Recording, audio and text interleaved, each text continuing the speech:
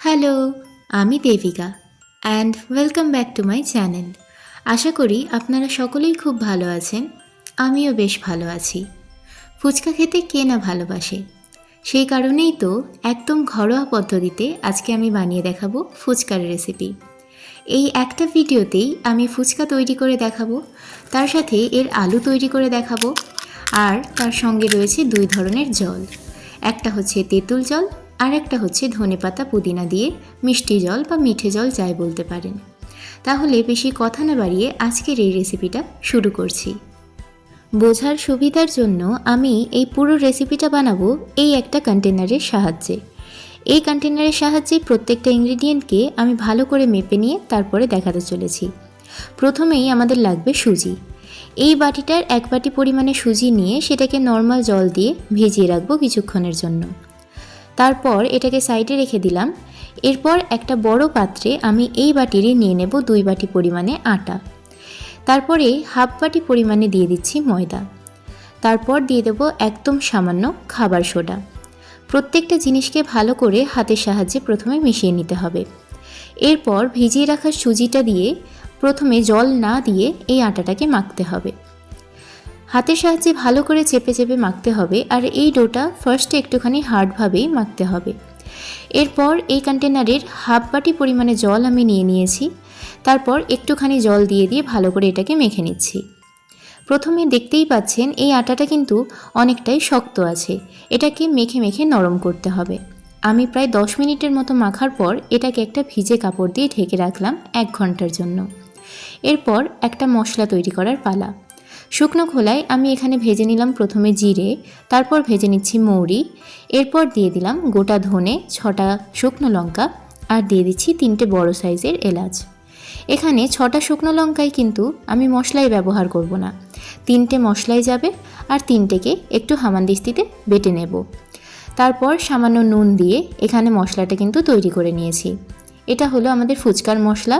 এটা জলেও যাবে আর আলু মাখাতেও যাবে। এরপর আমরা যে গ্রিন জল বা যেটা মিঠে জল বলি সেটাকে বানিয়ে নিচ্ছি। সেটার জন্য আমাদের লাগবে ধনেপাতা, পুদিনা, আর রয়েছে আদা, আর দিতে হবে নিজেদের ঝাল অনুসারে কাঁচা লঙ্কা।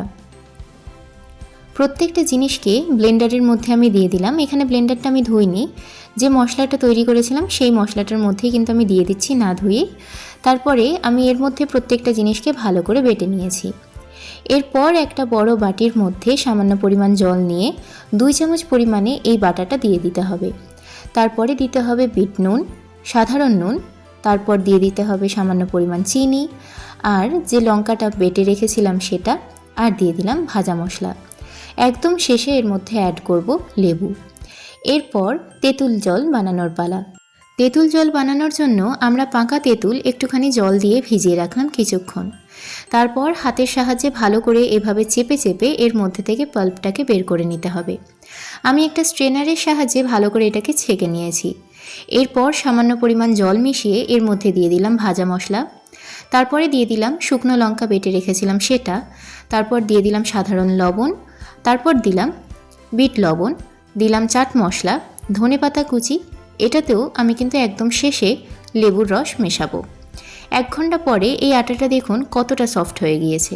এটাকে 5টা ভাগে ভাগ করে নিলাম, আর প্রত্যেকটা ভাগ থেকে ছোট ছোট করে আমি লেচি কেটে নিচ্ছি।